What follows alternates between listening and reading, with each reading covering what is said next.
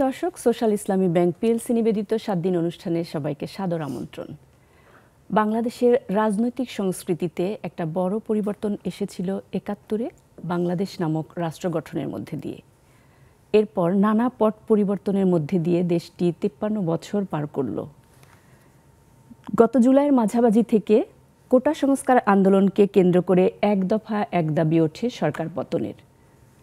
অবশেষে ৫ আগস্ট দীর্ঘ ১৫ বছরের আওয়ামী লীগ সরকারের পতন ঘটে। এরপর অন্তর্বর্তীকালীন সরকার গঠনের মধ্য দিয়ে আবারও এক নতুন অভ্যুদয় দেখল সমগ্র জাতি। রাষ্ট্রে নানা পরিবর্তন, সংস্কার, রাজনৈতিক সংস্কৃতি, এসব নিয়ে আমাদের আজকের আলোচনা। অতিথি হিসাবে আমাদের সাথে আছেন সাবেক সচিব ও রাজনৈতিক বিশ্লেষণ আবুল আলম মোহাম্মদ শহীদ খান, এবং আমাদের সাথে আছেন রম্য লেখক, নাট্যকার, কলামিস্ট আহসান কবির। স্বাগত এবং শুভ সন্ধ্যা জানাই আজকের আলোচনায়।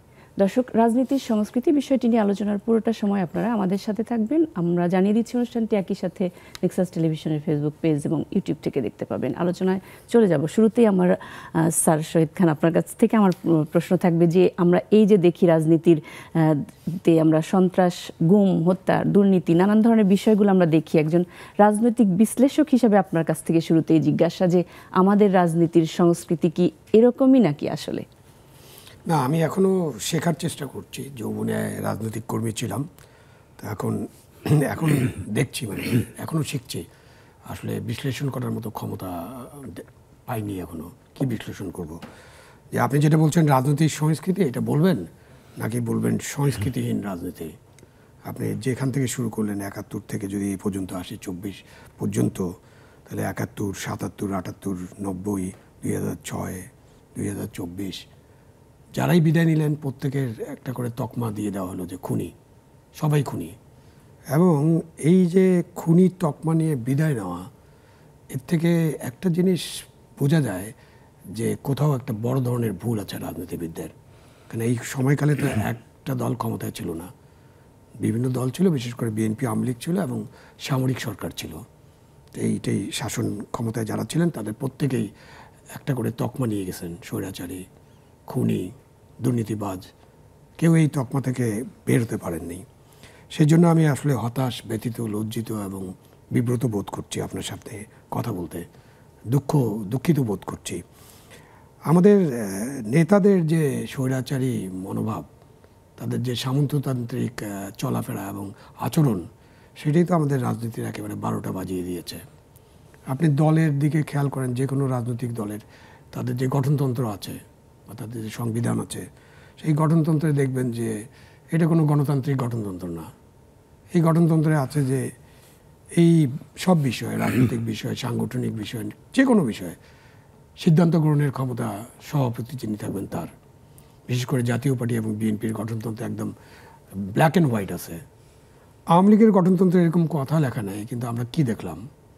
যখন কোনো কাউন্সিল হয়, অনেক বড় কাউন্সিল, অনেক বড় আয়োজন, অনেক আলাপ আলোচনা, অনেক কিছু হওয়ার কথা, কিন্তু এই সব কিছু গান বাজনা সব কিছু শেষে একটা সিদ্ধান্ত হয়। কমিটি কি হলো ভাই? যে ওইটা আমরা আমাদের সভাপতির উপর ছেড়ে দিয়েছি, উনি ঠিক করবেন। এটা হলো রাজনীতির গঠনতন্ত্র, মানে রাজনৈতিক দলগুলা যে গঠনতন্ত্র অনুযায়ী চলে।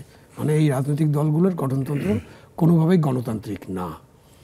তো তারপরে নেতা নির্বাচন, তৃণমূল পর্যায় থেকে একদম উচ্চ পর্যায় পর্যন্ত গণতান্ত্রিকভাবে নির্বাচনের সুযোগ নেই।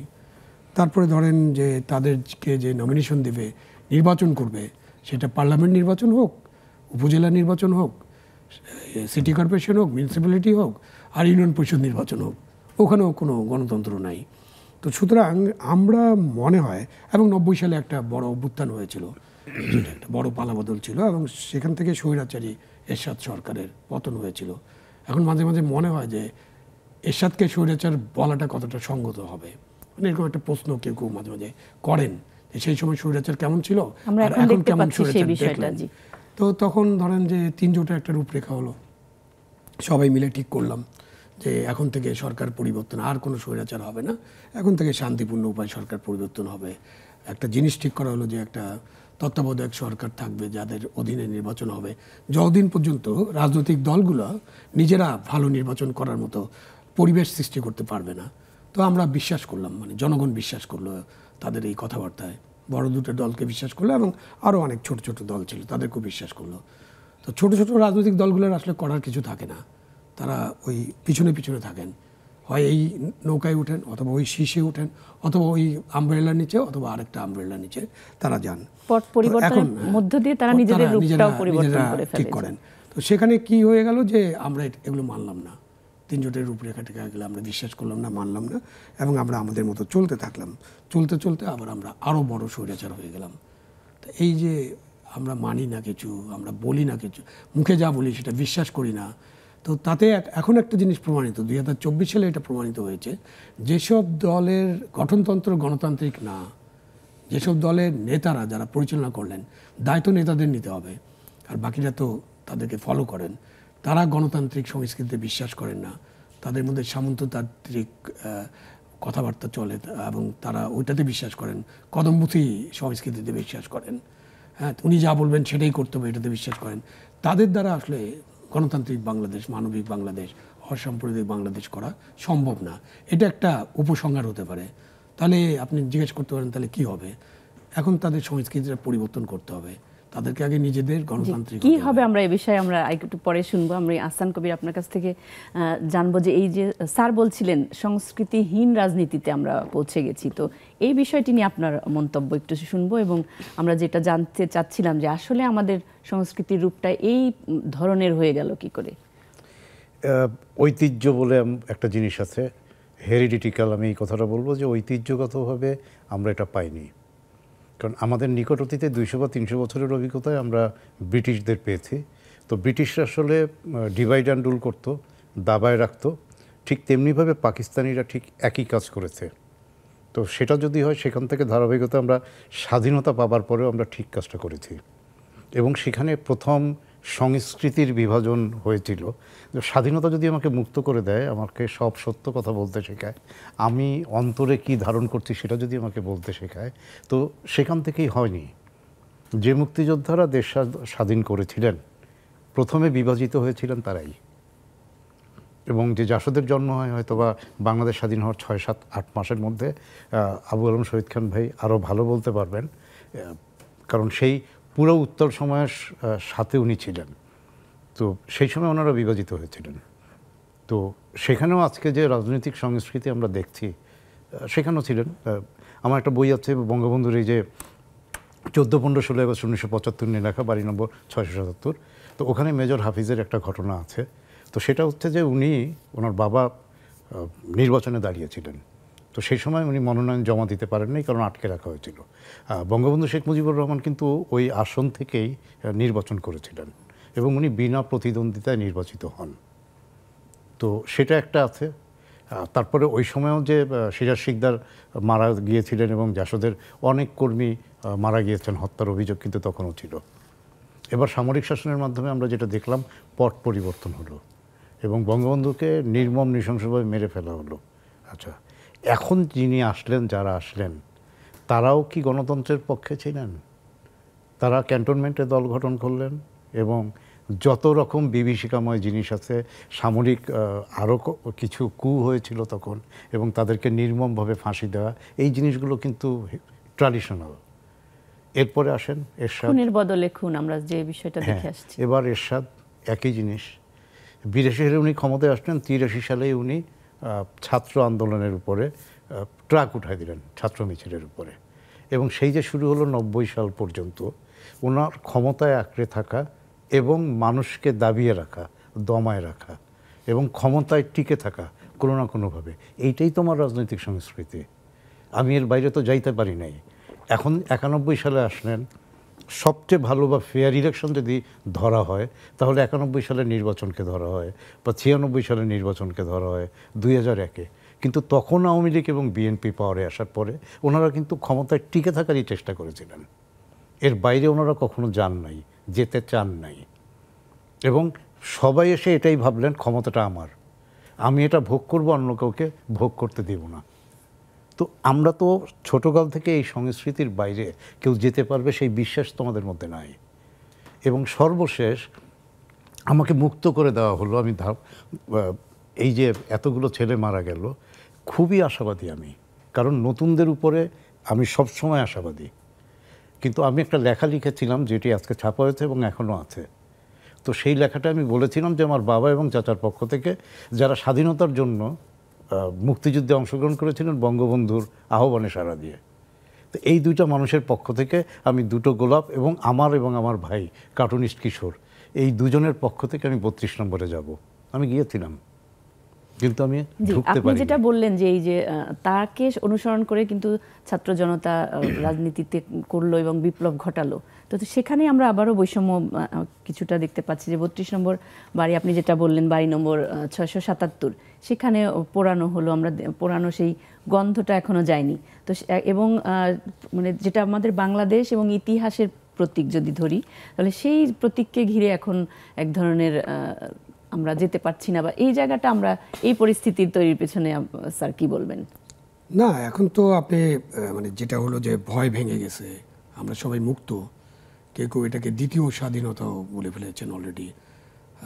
গণতন্ত্র ফিরে আসছে, আমরা এখন গণতান্ত্রিক সংস্কৃতিতে বিশ্বাস করি এবং কাউকে কোনো বাধা দেওয়া হবে না। মত প্রকাশের স্বাধীনতা কেউ বলছেন না, না দ্বিমত প্রকাশেরও স্বাধীনতা চাই আমরা।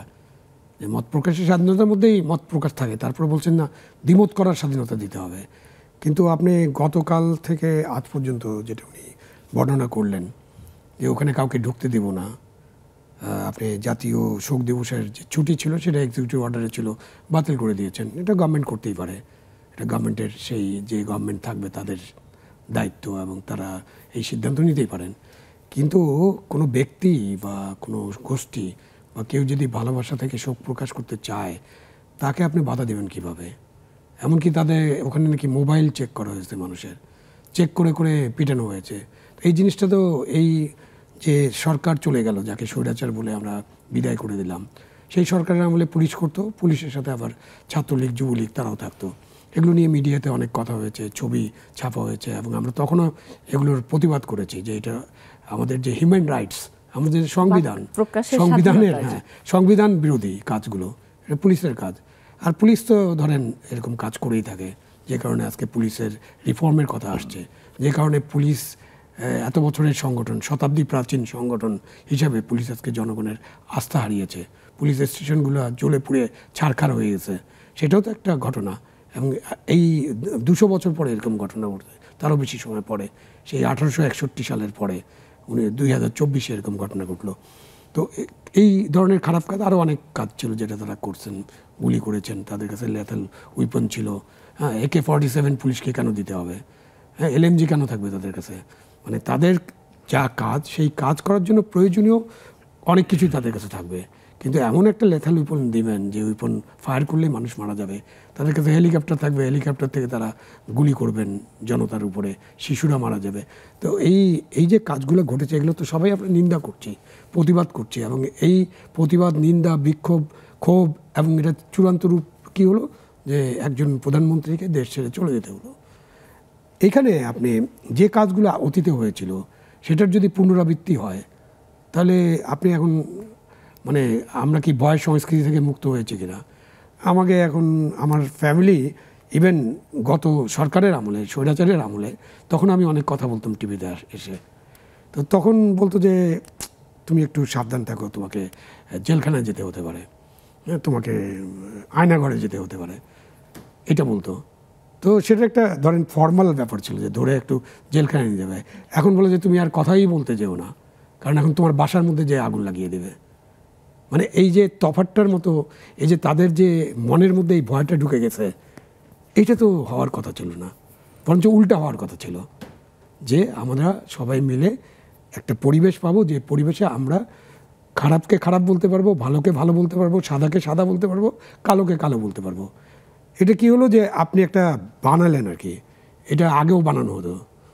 কী হয়েছে, বিএনপি ঢাকায় একটা সমাবেশ করবে, সারা দেশ থেকে লোক আসবে, একবার রাস্তায় যদি বসতে দেয় তারপরে যাবে না, তারপরে ঢাকা শহর দখল করবে, এই জন্য তাকে সমাবেশ করতে দেওয়া যাবে না। গাড়ি ঘোড়া বন্ধ করে দাও, লঞ্চ বন্ধ করে দাও, ট্রেন বন্ধ করে দাও, তারপরে বাইরে, হ্যাঁ, তারপরে বাইরে পাহারা বসাও, তখন তার ফোন চেক করো, যদি দেখা যায় তার ফোনের মধ্যে কিছু আছে বিএনপি সংক্রান্ত, তাকে আসতে দিও না, ঢুকতে দিও না, অথবা তাকে গ্রেপ্তার করে জেলখানায় পাঠাও। এটাই তো ছিল এই বিগত সরকারের আমলের ঘটনা। তা আপনি আজকে 32 নম্বরে কী করলেন? তারা নাকি একটা প্রতিবিপ্লব করে। আমি জানি না, আমার এই যে তরুণরা যারা এই এত বড় একটা কাজ করেছে, বিশাল কাজ, ছাত্র গণ অভ্যুত্থানে তারা নায়ক, আমি তাদেরকে ধন্যবাদ জানাই এবং প্রশংসা করি। বাট আমি জানি না তরুণরা বিপ্লব বুঝে, প্রতিবিপ্লব বুঝে কিনা। বিপ্লব কি, প্রতিবিপ্লব কি, এটা একটা লেখাপড়ার ব্যাপার। এটা কিন্তু একাডেমিক, আবার প্র্যাকটিক্যালিও বুঝতে হবে যে বিপ্লব কখন হয় আর প্রতিবিপ্লব কখন হয়। দেশে তো কোনো বিপ্লবই হয় না, সুতরাং প্রতিবিপ্লব কেন হবে? আর প্রতিবিপ্লব করার জন্য সেই এলিমেন্টস তো থাকতে হবে। এটা হয় যদি কখনো কখনো সেনাবাহিনীর মধ্যে তাদের মধ্যে দ্বন্দ্ব থাকে, তখন একদল সেনাবাহিনী ক্ষমতা নিলেন, তারা পছন্দ করলেন না, যেটা ৭৫-এ হয়েছিল ওই নভেম্বর মাসের দিকে, তখন আরেক দল সেনাবাহিনী মনে করলো এই বিপ্লব প্রতিবিপ্লব নিয়ে আহসান কবির আপনি বোধহয় কিছু বলতে চাচ্ছিলেন, একটু যোগ করতে। না, কাব্যিক একটা কথা আছে তো, প্রত্যেকটা বিপ্লবের মধ্যেই প্রতিবিপ্লবের বীজ লুকায় থাকে, সেটা হচ্ছে নাম্বার 1। আর নাম্বার 2 হচ্ছে যে বিপ্লবটা হবে কখন। আপনি প্রথমেই বললেন এটা ইন্টেরিয়াম অথবা তত্ত্বাবধায়ক ফর্মের সরকার হচ্ছে। একজন মানুষ বা একদল মানুষ যারা বিপ্লব করছেন তাদের নামটাই হবে বিপ্লবী সরকার। এটা তো আপনি প্রথমেই করেন নাই। আচ্ছা, এদের একটা বড় অংশ আমি যতদূর জানি, বা আন্দোলনে আমরা বিপ্লবের ডাক দিইনি, হ্যাঁ, তাই না, আমরা একটা এক দফার ডাক দিয়েছি একদম। তো ফরহাদ মজা সাহেবের একটা কোড আপনাকে বলে দেই, যে তারা সংবিধান রক্ষা করতে এসেছে সংবিধান ভাঙার মাধ্যমে। কারণ আমি তো বিপ্লবী সরকার না, আমি তত্ত্বাবধায়ক সরকার বা ইন্টেরিয়াম গভর্নমেন্টটা আনছি। 1, 2 নম্বর, আমি যে ছেলেপেলেদের সাথে রাস্তায় তাদের জন্য ওই দিন মুক্তির আনন্দে আমি গান পর্যন্ত গিয়েছি ঢাকা শহরে ঘুরে ঘুরে, সেই ছেলেপেলেদের উপরে যে আমি আশাবাদী, তারা নিয়ে এসেছেন একজন 84 ইয়ার্স, হ্যাঁ, সারা পৃথিবীতে উনি বিখ্যাত নোবেল প্রাইজ পাওয়ার জন্য। তো ওনাকে নিয়ে এসছে, কিন্তু এখন আমি জানি না, উনি হয়তো বা বাংলাদেশটাকে বদলে দিতে পারবেন। আমি সময় দিতে রাজি, কারণ সত্যি সত্যি যে স্বপ্ন তারা দেখেছে আমি এই স্বপ্ন বাস্তবায়ন করতে রাজি। কিন্তু আপনি যদি বলেন যে 50 বছরের পুরনো রক্তকে আমি ভুলে যাব, এখন যে ফ্রেশ ব্লাড যারা আছে, অনেক মানুষ মারা গেছে, তাদেরটা আমাদের জন্য জরুরি, আপনি বলে দিলেন। আচ্ছা, ঠিক আছে, কথাটা আমার ভালো লাগলো, কিনা আপনি একবারও ভাবলেন না। আপনি একটা এটাও এক ধরনের চাপিয়ে দেওয়া হচ্ছে। মন্ত্রণালয়ের উপদেষ্টা হয়ে আপনি বললেন ঠ্যাং ভেঙে দেবেন, এটা কি ধরনের ল্যাঙ্গুয়েজ?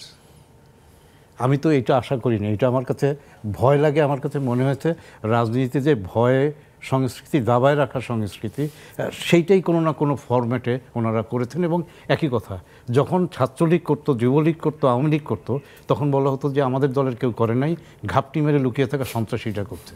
ঠিক আজকেও তাই হয়েছে। 32 নম্বরে যেটা হয়েছে, আমাদের এই বৈষম্যবিরোধী ছাত্র আন্দোলনের একজন বলেছেন আমাদের লোক এসব করে নাই। কারা করলো? জি, আমরা এইসব প্রসঙ্গে আরও শুনবো, আমাদের বিরতি নেওয়ার সময় হয়ে গেছে। দর্শক, বিরতিতে যাচ্ছি, ছোট্ট একটা বিরতি নিয়ে আবার ফিরে আসছি, আমাদের সাথেই থাকুন।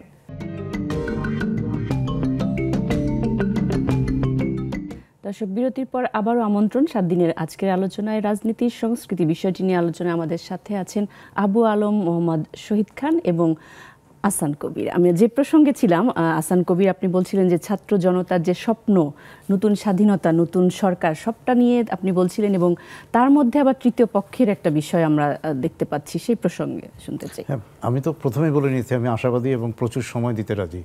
সব কিছু যদি বদলে যায় আমার দেশটাই তো ভালো হবে।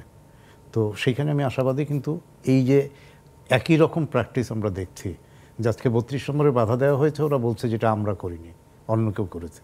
এখন আমি বিনয়ের সাথে জানতে চাইব, এই অন্য কেউটা কে? এটা কি তৃতীয় পক্ষ? এটা কি প্রতিবিপ্লবী? এটা কি তাদের জিনিস ভাঙতে চায় সে? মানে এখন তো আওয়ামী লীগ নেই, এখন তো তারা একটা পলায়নপর প্রজাতি। তো এই পলায়নপর প্রজাতির কি এত বড় সাহস যে আজকে 32 নম্বরে এসে ওরাই উল্টাই দিচ্ছে কোনো কিছু? মানে আমি এই তৃতীয় পক্ষ কে, এটা বিনয়ের সাথে জানতে চাই। জি, শহীদ খান, আপনার কাছ থেকে একটু শুনবো যে এই যে আওয়ামী লীগের মতো এত বড় একটা এবং এত পুরাতন একটি দল প্রবল চাপের মুখে পতন ঘটলো, এই পরিণতি থেকে রাজনৈতিক দলগুলো শিক্ষা নেওয়ার যে দরকার বিষয়টা আছে, সেটা বিষয়ে কি মনে করেন? সেই বিষয়ে রাজনীতিবিদদের তো শিক্ষা নেওয়ার আরো বড় বড় ঘটনা ঘটেছে। 90-এ ঘটেছে, 96-তে ঘটেছে। আপনার 2 বছর মিলিটারি ব্যাক তত্ত্বাবধায়ক সরকার ছিল, তখন তো সব রাজনৈতিক দলের নেতাদের জেলখানায় থাকতে হয়েছে, এবং আমাদের যারা 2 প্রধানমন্ত্রী তাদেরকে তো জেলখানায় থাকতে হয়েছিল। -2 ফর্মুলা তারা কার্যকর করার চেষ্টা করেছিলেন। তখন আপনি সংবাদপত্রে, বিভিন্ন গণমাধ্যমে কত কি বলা হয়েছে, হ্যাঁ, একসময় একজন সম্পাদক বললেন যে আমাদেরকে সাপ্লাই করা হয়েছে, আমাদের সম্ভব ছিল না এগুলো পুঙ্খানুপুঙ্খ রূপে তদন্ত করে দেখা। তো ছাপানো হয়েছে, তো চেষ্টা তো হয়েছে, এবং তারপরে তো একটা নির্বাচন হলো, তারপরে তো শেখাটার ব্যাপারটা ছিল। ওই করোনার সময় একটা জিনিস সবসময় অনেক মানুষের ভাইরাল হয়েছিল যে যদি কোনো রকমে করোনা থেকে বেঁচে যায়, তখন তো মৃত্যুর ভয় পেয়ে বসেছিল মানুষকে। যদিও আমাদের দেশে তেমন বড় অনেক মানুষ মারা বড় যায়নি, আকারে আসে বাট মৃত্যুর ভয় ছিল। এবং তখন দেখতাম যে বলতেছে যে এবার যদি কোনোভাবে বেঁচে যায়, তাহলে যা যা ভুল করছে জীবনে আর ভুল করব না, আর পাপ করব না। বাট যখন দেখেন সেই সময়টা দেখা গেছে টাকার চাইতে মানুষের জীবনের মূল্য বেশি, সম্পদের চেয়ে জীবনের মূল্য বেশি। একটা অক্সিজেনেটরের জন্য এই খুব বড় একটা প্রতিষ্ঠানের দুই ভাইকে লড়াই করতে হয়েছে, কে কতক্ষণ এটা ব্যবহার করবেন। অক্সিজেনের অভাবটা চিন্তা করেন, তাদের কাছে শত শত কোটি টাকা, কিন্তু অক্সিজেন মেশিনটা নাই, একটা মেশিন আইসিইউতে, তো কারাকারি করে ব্যবহার করতে হয়েছে। তো তারপরে ভালো হয়ে যাওয়ার কথা ছিল, কিন্তু মানুষ তো ভালো হচ্ছে না, রাজনীতিবিদরা তো ভালো হননি। এখন এই ঘটনা থেকে আওয়ামী লীগ কতটা শিখবে সেটা আওয়ামী লীগকে শিখতে হবে। আওয়ামী লীগ একটা শতাব্দী, মানে প্রায় ৭৫ বছর বয়সী একটা দল, এবং আওয়ামী লীগের ঝুড়িতে অনেক ভালো ভালো জিনিস আছে। আপনি ৫২ ভাষা আন্দোলন থেকে শুরু করে ৭১ মুক্তিযুদ্ধ পর্যন্ত, ইভেন আপনি ধরেন যে এই যে রাজনীতিবিদদের কথা বললাম, ৯১ থেকে ৯৬, ৯৬ থেকে ২০০১, এই রাজনীতিবিদদের এই দুটো দলের শাসন নিয়ে খুব বেশি কিন্তু সমালোচনা হয়নি, এবং তারা মোটামুটি ভালোভাবে দেশটা চালাতে পেরেছিলেন, ছোটোখাটো ত্রুটি বাদে। একটা ইলেকশন, মাগুর ইলেকশন, অথবা শেখ হাসিনার হয়তো ২-১টা জিনিস আপনি বের করতে পারবেন ৯১ থেকে ২০০১। ২০০১-এর পর থেকে তাদের ওই জিনিসটা আর তারা ধরে রাখতে পারলেন না, এই শুরু করলেন নানাবিধ কাজকর্ম, এবং নানাবিধ কাজকর্মের জন্য তাদের ফলাফল তাদের কি হয়েছে সেটা তারা জানেন। তো এখানে এখন ধরেন যে কোনো দলকে, সব দলের ব্যাপারে যেটা বলা হয় যে কোনো রাজনৈতিক দল গড়ে উঠে, এবং তাদের যে সংগঠন থাকে, তাদের যে নেতারা থাকবেন যারা তাদেরকে পরিচালিত করবেন, তারা যে কোনো ভুল থেকে শিক্ষা গ্রহণ করবেন। তো সেটা আপনি প্রত্যাশা করতে পারেন, আমরা সবাই প্রত্যাশা করতে পারি। ইভেন বিএনপিও তারা কি শিখলো, যেহেতু ১৫ বছর ক্ষমতার বাইরে ছিল, তো তারা হঠাৎ করে তো এই অন্তর্বর্তীকালীন সরকার গঠনের পরদিনই একটা মিটিং করলেন, মিটিং করে বলে দিলেন ৯০ দিনের মধ্যে আমরা নির্বাচন চাই। আজকে কিন্তু মির্জা ফখরুল আহমেদ বা ওই দলটি কিন্তু সেই ঘোষণা থেকে সরে আসছে। তার মানে আপনি বলতে পারেন তারা অ্যানালাইসিস করেছে সিচুয়েশন। তারা এখন কি বলছে, যৌক্তিক সময় দেব, যৌক্তিক। এই কথাটা তো প্রথম দিন বলতে পারতো, বাট এনিওয়ে, এই যে শেখাটা, এটা যদি রাজনৈতিক দলরা নিজেরা শিখতে পারে, এবং তাদের দলকে যদি ওই যে গণতান্ত্রিক সংস্কৃতি লালন করে যদি অর্গানাইজ করতে পারে, ওয়েল অ্যান্ড গুড। আমরা নতুন রাজনৈতিক শক্তিরও জন্ম দেখতে পারি এই বর্তমান অবস্থায়। তো তাদেরকে দেখতে হবে তারা কি আদর্শ, কি লক্ষ্য নিয়ে তারা জনগণের সামনে হাজির হন। সো একটু অপেক্ষা করতে হবে যে তারা কতটুকু শিখলেন, কি হবে। আমরা কিছুদিন অপেক্ষা করি, কারণ একটু সময় দরকার। মানে যে অন্তর্বর্তীকালীন সরকার আছে, এটা তো সংবিধানের মধ্য দিয়ে গঠিত হয়নি, যেটা উনি বললেন ফরহাদ মাজারের কথাটা, ওই সংবিধানটাকে ভঙ্গ করেই করতে হয়েছে। এইটা হচ্ছে যে আমাকে একজন জিজ্ঞাসা করেছিল প্রথম দিন, এটা কি মিলিটারি ব্যাক্ট অন্তর্বর্তীকালীন সরকার কিনা। তো আমি উত্তর দিয়েছিলাম, না, এটা মিলিটারি ব্যাক্ট অন্তর্বর্তীকালীন সরকার না, কারণ মিলিটারিরা এসে সরকারকে বাধ্য করেনি যে তোমরা এই ধরনের একটা সরকার করো। এই সরকার গঠিত হয়েছে ছাত্র জনতার অভ্যুত্থানের মধ্য দিয়ে, এটা একটা অভ্যুত্থানের সরকার। এবং সেই জায়গাটায় অভ্যুত্থানের আগে এই ছাত্ররা, সংগঠকরা যে সমস্ত কথা বলেছে, পিন পয়েন্টেড অনেক কথা আছে। এখন আমরা দেখতে চাই যে ওই পিন পয়েন্টেড কথার মধ্যে তারা থাকবেন। তৃতীয় পক্ষ একটা খুব মজার জিনিস। এই তৃতীয় পক্ষ যে উনি বললেন, হাসনাত সাহেব বললেন, সম্ভবত ওনার নাম হাসনাত সাহেব যেটা বললেন, এটাও ওনারা ওই পুরাতন গদবাঁধা রাজনীতিবিদদের কাছ থেকে ধার করলেন। এটা আমরা ওনাদের মুখে শুনতে চাই না।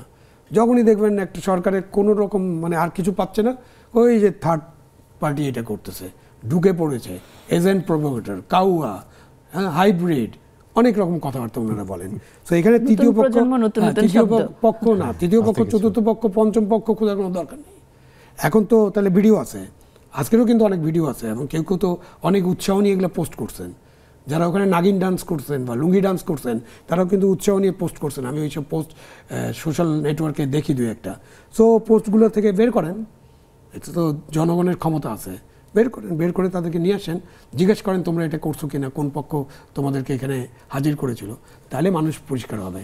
নাহলে এই যে বারবার তৃতীয় পক্ষ, চতুর্থ পক্ষ, এজেন্ট, প্রভোকেটর বা ওই প্রতি বিপ্লবী এসব বলে, কিন্তু আপনি যে দায়িত্বটা নিয়েছেন, এখন তারা তো দায়িত্ব গ্রহণ করেছে। অন্তর্বর্তীকালীন সরকার দায়িত্ব গ্রহণ করা মানে ছাত্র জনতার অভ্যুত্থানের নেতৃত্ব যারা দিয়েছেন তারা দায়িত্ব গ্রহণ করেছেন। শুধু এই দায়িত্ব ডক্টর ইউনূস এবং তার যে 17 জন এবং কালকা 5 জন হবে, এই যে 22 জন বা 30 জনও যদি হয়, শুধু এই দায়িত্ব 30 জনের এরকম আমি মনে করি না। এই দায়িত্ব এই গণ অভ্যুত্থানের সাথে যারা নেতৃত্ব দিয়েছেন তাদের সকলের দায়িত্ব। সুতরাং এই দায়িত্ব পালন করতে হবে। এখানে শত্রু, তৃতীয় পক্ষ, এজেন্ট এগুলো খোঁজার চেষ্টা করে কোনো লাভ নেই, এবং এটা বুমেরাং হবে। জি, আহসান কবির, আমরা আবার একটু বঙ্গবন্ধু প্রসঙ্গে ওইখানে যাব, যে মৃত্যু দিবস এবং নতুন বাস্তবতা। আমরা এই যে একসময় ফুল দেওয়ার যে প্রতিযোগিতা ছিল, আনুষ্ঠানিকতা বনাম হৃদয়ে বঙ্গবন্ধু, এই বিষয়টি নিয়ে বলবেন। হৃদয়ে বঙ্গবন্ধু ছিলেন, হৃদয়ে বঙ্গবন্ধু আছেন, হৃদয়ে বঙ্গবন্ধু থাকবেন, এটাকে কেউ বাদ দিতে পারবে না। এখন হতে পারে যে শেখ হাসিনা কথায় কথায় বলতেন তার পিতা, অবশ্যই তার পিতা, কিন্তু এখন যদি আপনি আওয়ামী লীগের রাজনীতির সাথে তাকে মেলান, কেমন করে, যে দেখেন দুটো জিনিস এখানে। এক, উনি 75 সালে মারা গিয়েছেন বা মেরে ফেলা হয়েছে তাকে, কিন্তু উনি তো শেখ হাসিনা যে স্বৈরাচারের প্রবল প্রতিপত্তি নিয়ে মানুষকে দাবায় রাখার জন্য উনি যে শাসনটা করলেন, সেখানে তো বঙ্গবন্ধু মৃত একজন মানুষ, তিনি তো করেন নাই, কিন্তু তার উপরে যে রাগটা মানুষের, ক্ষোভটা মানুষের, সেটি যে পড়ল এই মৃত মানুষের উপর। আবার এই মৃত মানুষটা এত শক্তিশালী যে আজকে সামাজিক যোগাযোগ মাধ্যমে আপনি দেখেন, যারা এই ছাত্র আন্দোলনের সাথে ছিল, পুরো ভাগে ছিল, তারাই এই মানুষটার শোক দিবসে শোক জানিয়েছে, এবং বেশিরভাগ মানুষ বলছে যে আমার এই শোক প্রকাশের ক্ষমতাটা, স্বাধীনতাটা থাকতে হবে। তার মানে উনি হৃদয়ে ছিলেন, হৃদয়ে থাকবেন। তো কেন থাকবেন না? যে মহিউদ্দিন সাহেব, এই মহিউদ্দিন সাহেব হচ্ছে ওনার লাশটা নিয়ে গিয়েছিলেন এই টুঙ্গিপাড়ায় কবর দিতে। তো শেখ আব্দুল হালিম নামে যিনি ওনার জানাজাটা পড়িয়েছিলেন, ওনাকে প্রথম থেকে বলা হয়েছিল যে 15 মিনিট সময়ের মধ্যে এইটা করতে হবে। তো সেটা করতে করতে একেবারেই আসর পেরিয়ে মাগরিব হয়ে গেল, এবং ততক্ষণ জানাজা। প্রসঙ্গটা তুললাম এই কারণে, উনি বঙ্গবন্ধুকে কখনো দেখেন নাই। উনি এই জানাজাটা পড়ালেন, উনি সারা রাত ঘুমোতে পারেন নাই। উনি সারা রাত জেগে আরবিতে একটা কবিতা লিখেছিলেন, এবং সেই কবিতায় উনি বলে গেছেন যে এই মানুষটাকে সম্ভবত এই জাতি কখনো ভুলবে না, যে মহান আল্লাহ তোমার কাছে এই লোকটার মঙ্গলের জন্য প্রার্থনা করলাম। এই যে উনি মানুষের মধ্যে ঢুকছে, তার অনেক ক্ষুদ্রতা ছিল, ব্যর্থতা ছিল। আহমেদ সোফা বলেছেন যে তার সকল ক্ষুদ্রতা, সকল ব্যর্থতা, সকল গ্লানি সত্য। এটা একটা গনগনে সূর্যের নাম।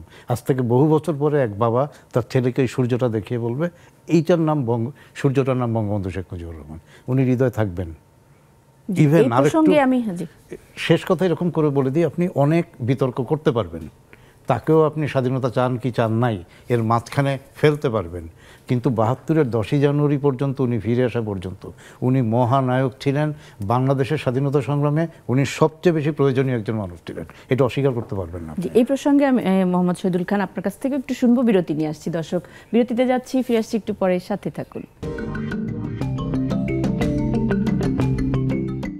দর্শক, ফিরলাম বিরতির পর। আরও একবার আমন্ত্রণ সোশ্যাল ইসলামী ব্যাংক পিএলসি নিবেদিত 7 দিনের আজকের আলোচনা। আমরা যে প্রসঙ্গে ছিলাম, আহসান কবির, আপনি বলবেন। 75 সাল থেকে তো উনি ছিলেন না, মারা গেলেন, হৃদয় ছিলেন। কি ছিল? একটা 7ই মার্চের ভাষণ বাজত এবং কাঙালি বোঝ হইতো, মিছিল মিটিং হইতো। তারপর উনি আবার ফিরে আসলেন। এই জন্মশতবার্ষিকীতে কী করা হলো? কোটি কোটি টাকা খরচ করা হলো। তো আনুষ্ঠানিকতার নামে আপনি হৃদয় থেকে ক্রমাগত একজন মানুষকে টেনে নামানোর ব্যবস্থা করলেন, নাম্বার 1। আর নাম্বার 2 হচ্ছে যে আমি খুব দায়িত্ব নিয়ে বলি যে বঙ্গবন্ধু জীবদ্দশায় দ্বিতীয়বার খুন হয়েছেন 5ই আগস্ট 2024 তার কন্যার হাতে। তো উনি টেনে নামিয়েছেন, কারণ পণ্য হবে না। চে গুয়েভারা নন তো, চে গুয়েভারা অন্য জিনিস, উনি টি শার্টে আছে, ক্যাপের ভেতরে আছে, কিন্তু বঙ্গবন্ধু হৃদয় ছিলেন। তাকে অন্য কোনো জায়গায় যখনই আপনি প্রতিস্থাপন করতে যাবেন, এটা হিতে বিপরীত হবে। জি, এই প্রসঙ্গে একটু শুনবো আবু আলম মোহাম্মদ শহীদ খান আপনার কাছ থেকে। দেখেন, বঙ্গবন্ধুকে আমি অতিমানব মনে করি না, মানে অতিমানব মনে করার কোনো কারণ নেই। উনি একজন মানুষ, দোষ ত্রুটি নিয়েই উনি মানুষ। কিন্তু ওই যেভাবে আমরা বয়ান দেওয়া শুরু করলাম, সব কিছুর মধ্যে তাকে যেভাবে টেনে আনলাম, এবং যেটা উনি বললেন যে তাকে যেভাবে বাণিজ্যকরণ করে ফেললাম, মানে পণ্য বানিয়ে ফেললাম, সেটা অবশ্যই আওয়ামী লীগের এবং তার কন্যার একটা রাজনৈতিক ভুল, হয়তো তারা এটা বুঝবেন।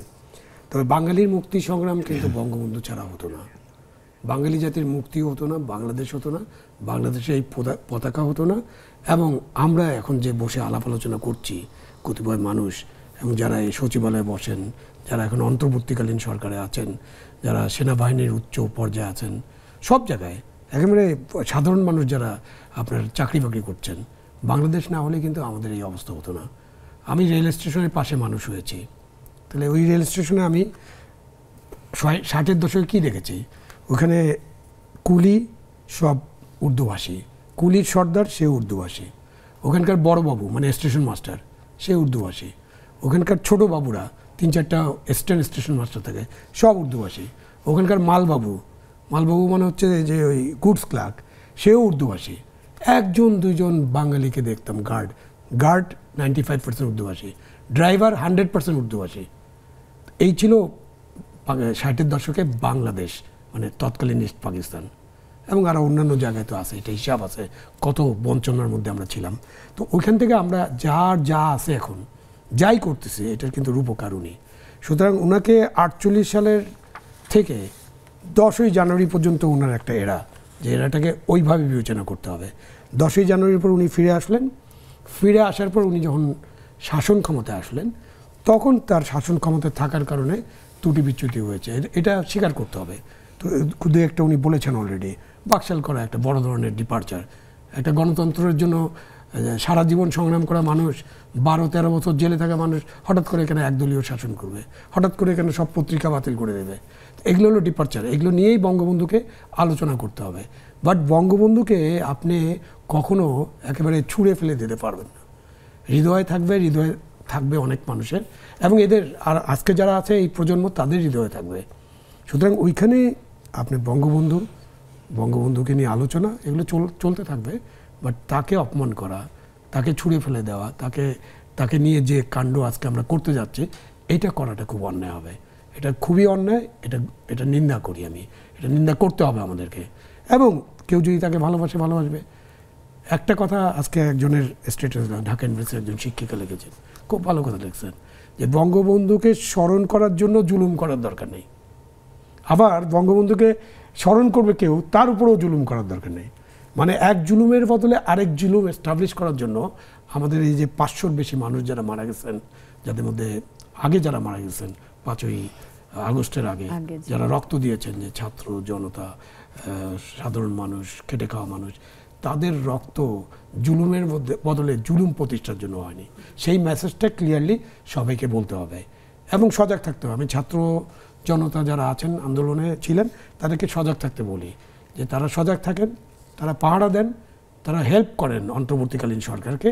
যে লক্ষ্য নিয়ে অন্তর্বর্তীকালীন সরকার গঠিত হয়েছে, অন্তর্বর্তীকালীন সরকার যেন সেই লক্ষ্যগুলো পূরণ করতে পারে, বাঙালির স্বপ্ন যেন বাস্তবায়িত হয়।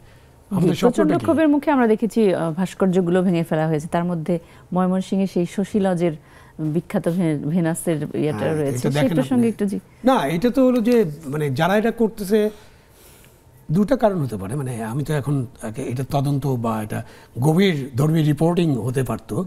এখন ধরেন একটা হচ্ছে যে কেউ বুঝতেছে না এই জিনিসটা, অথবা ভাস্কর্য ভাঙ্গা একটা শেখানো হচ্ছে, এগুলো হচ্ছে পৌত্তলিকতা, মানে ধর্মীয় উন্মাদনা সৃষ্টি করা হয়েছে। তো তাহলে আপনি যাদেরকে ধর্মীয় উন্মাদনার মধ্যে রাখছেন, তারা তো এখন ভাস্কর্য ভাঙছে, কদিন পরে বলবে আপনি নারী হিসেবে আপনি রাস্তায় বেরোতে পারবেন না, আপনাকে ঘরের মধ্যে থাকতে হবে। জি, এই প্রসঙ্গটা আসান কবির আপনার কাছ থেকে শুনবো, যে এই যে ধর্মীয় উন্মাদনা কিনা সেই বিষয়ে প্রসঙ্গে একটু আপনি বলবেন। শেখ হাসিনা ক্ষমতায় থাকাকালীন অনেকবার বলেছে এটা জামাত শিবির জঙ্গিদের দিকে চলে গেছে। উনি গেছে কিনা আমি ওনার কোনো কথা এখন আর কোট করতে চাই না, উনি চলে গেছেন। এবং আমার কাছে বাংলাদেশের স্বাধীনতার পরে প্রথম কোনো প্রধানমন্ত্রী পালিয়েছেন, এই শব্দটা উনি চলে গেছেন এগুলো বলছে কেউ, কিন্তু আমার দৃষ্টিতে উনি আসলেও পালিয়েছেন। এটা লক্ষণ সেনের পরে উনি দ্বিতীয় মানুষ 800 বছর পরে, এটা একটা। সেকেন্ড হচ্ছে একেবারে চাক্ষুষ কিছু জিনিস আছে। নরসিংদী জেল, সেখান থেকে কি হলো, একটা আনরেস্ট হলো, তারপর ওখান থেকে মানুষ বেরিয়ে আসার চেষ্টা করলো। গুলিতে যে 6 জন মারা গেল, 3 জন কিন্তু হোলি আর্টিজানের ঘটনায় কনভিক্টেড ছিলেন। আচ্ছা, সেটি একটা। 2 নম্বর হচ্ছে এই যে গান পাউডার দিয়ে পোড়ায় দেওয়া। তো এই জিনিসগুলোর মধ্যে যে সিমটমটা, এটি ভালো সিমটম না। তো আমার কাছে হচ্ছে যে ওই তৃতীয় পক্ষটাকে, আওয়ামী লীগও বলতো এটা তৃতীয় পক্ষ ওরা, আর এনারাও বলছে। আমি শুধু মাঝখান থেকে হাত জোর করেছে, মানে আমি পক্ষ বিপক্ষের প্রতিপক্ষ না, আমি সীমাহীন স্বপ্নটা বাস্তবায়িত করতে চাই।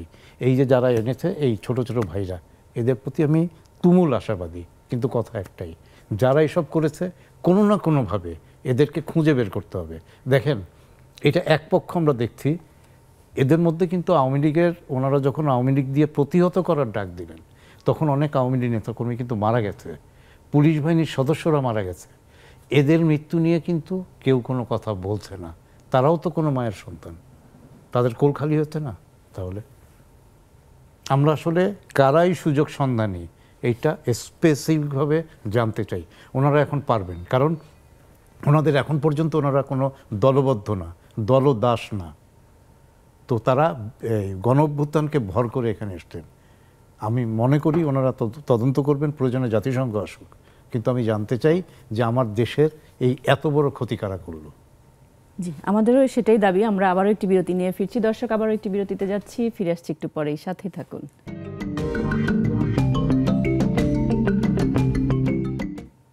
দর্শক, আবারও আমন্ত্রণ আজকের আলোচনায়। আমরা একদম শেষ পর্যায়ে চলে এসেছি। আমি স্যার আপনার কাছ থেকে আমার জিজ্ঞাসা থাকবে যে এই যে সরকারের পদত্যাগের পর বদলি অব্যাহতি চলছে এই প্রতিষ্ঠানগুলোতে, সরকারি প্রতিষ্ঠানগুলোতে আমরা দেখছি যে সংস্কৃতিগুলো আগেও ছিল, সেই প্রসঙ্গে একটু শুনবো। এই সংস্কার বা আগের সংস্কৃতিতেই সেই পরিবর্তন হচ্ছে না কেন? না, আমাদের তো সংস্কৃতি কোনো পরিবর্তন হবে না, যেহেতু আমরা এই পরিবর্তনটা করিনি। এবং যারাই এটা করছেন তারা তো ওই সংস্কৃতির মধ্যে আছেন এখনও, সেই ফিউডাল সংস্কৃতি। তাদের মধ্যে তো গণতন্ত্রটা ওয়ার্ক করে না। তো এখানে তো আপনার একটা সরকার 15 বছর ধরে ছিল, অন্তর্বর্তীকালীন সরকার রয়েছে, সেখানে কিছু কিছু পরিবর্তন নেসেসিটি। তো নেসেসিটি বলতে ধরেন যে বিগত সরকারের সময় যারা চুক্তিভিত্তিক ছিলেন, তো চুক্তির চাকরিটাকে সবসময় বলা হয় তুষ্টির চাকরি।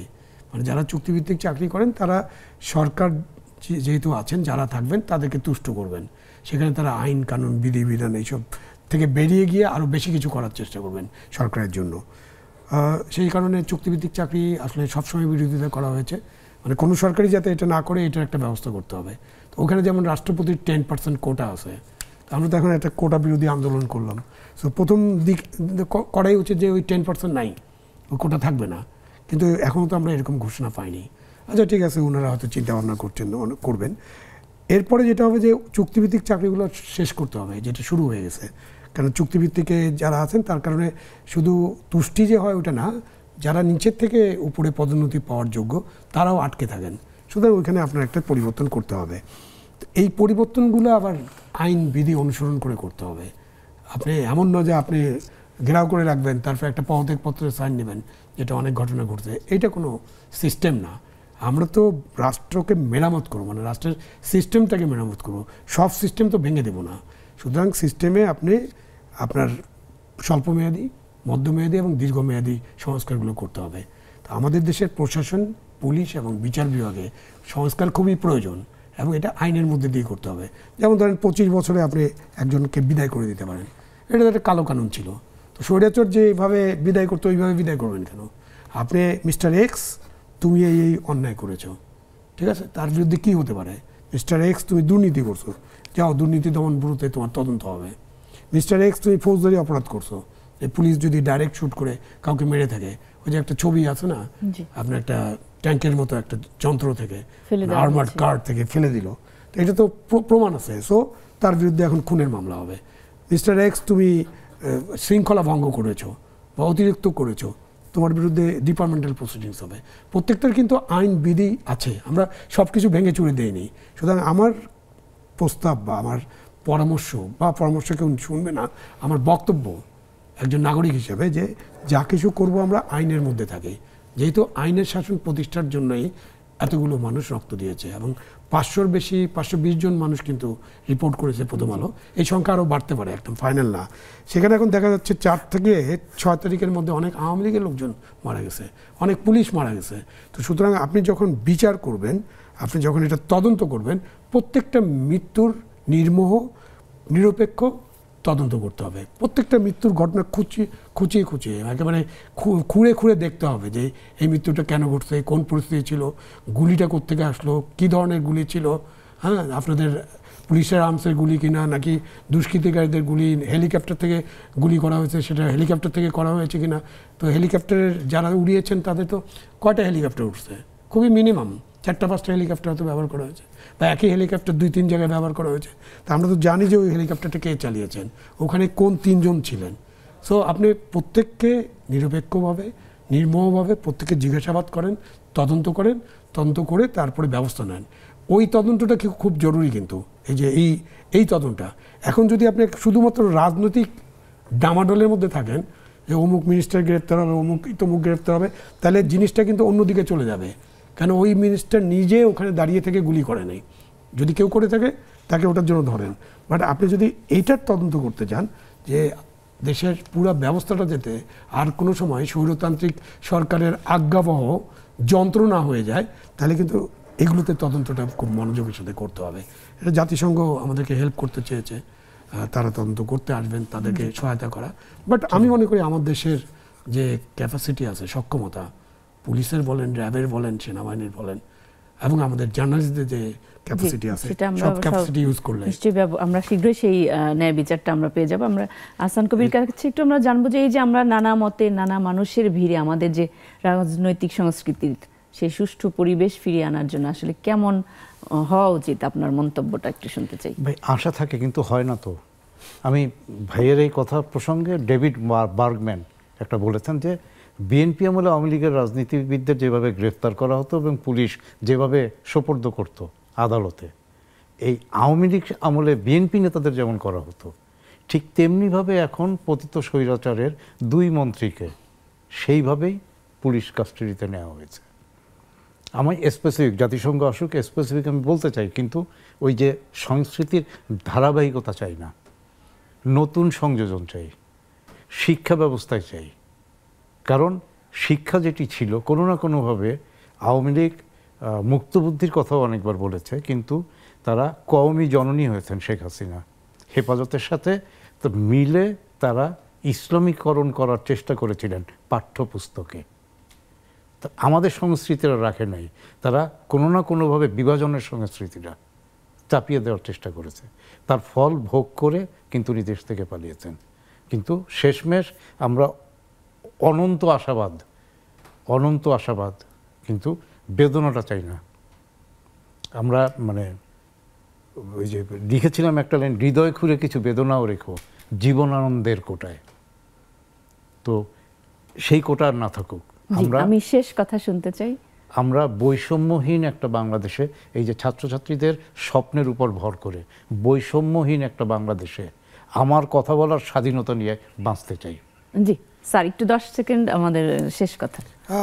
এটা তো শেষ কথা ওটাই হয়ে গেছে যে ছাত্রছাত্রীদের যে স্বপ্ন ছিল, যারা রক্ত দিয়েছে, তাদের স্বপ্নটা নিয়ে আমরা এগিয়ে যেতে চাই। ওই স্বপ্নের পথে যারাই বাধা হবে তাদেরকে সরিয়ে দিয়ে আমরা এগিয়ে যাব। আদালতে যেটা হচ্ছে, এটা তো হলো পুলিশের ব্যাপার, পুলিশ কীভাবে প্রডিউস করতেছে। বাট আদালতে আমাদের কিছু অ্যাডভোকেট সাহেবরা যে হারে স্লোগান দিচ্ছেন, মানে এই স্লোগানে কি আদালতের কোনো কিছু পরিবর্তন হবে? ওনারা জানেন, ওনারা শিক্ষিত মানুষ, ওনারা জানেন যে আদালতের প্রসিডিংস আদালতের মতো চলবে। তো সেখানে প্রতিদিন স্লোগান দিয়ে ধাক্কাধাক্কি করে কাউকে ভয় দেখানোর তো কোনো দরকার নেই। এটাও থেকে বেরিয়ে আসতে হবে আর কি। জি, অশেষ ধন্যবাদ। দর্শক আপনাদেরকেও ধন্যবাদ। আমরা চাই এমন একটি রাষ্ট্র যেখানে সবাই মিলে হবে একটি পরিবার। এই প্রত্যাশায় বিদায় নিচ্ছি। ভালো থাকুন সকলে, সুস্থ এবং নিরাপদ থাকুন। শুভরাত্রি।